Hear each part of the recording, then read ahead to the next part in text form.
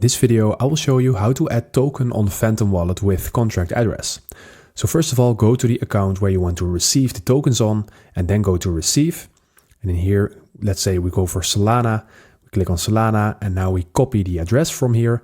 Now we go back and now make sure that you are on your account where you want to send the crypto from. And then you're going to click on send. Please make sure that you select the same token, so Solana. And in this section, we are going to paste the wallet address that we just copied. And after you do that, you're going to click on next.